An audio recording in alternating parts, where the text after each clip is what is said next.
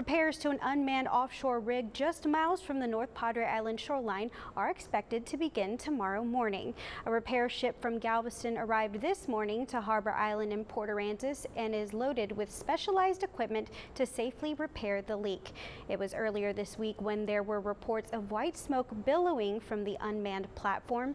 That white smoke was determined to be natural gas, but the Texas Commission on Environmental Quality says air quality remains the same. The rig is owned by the Magellan E&P Group. Repairs are expected to last a couple of days.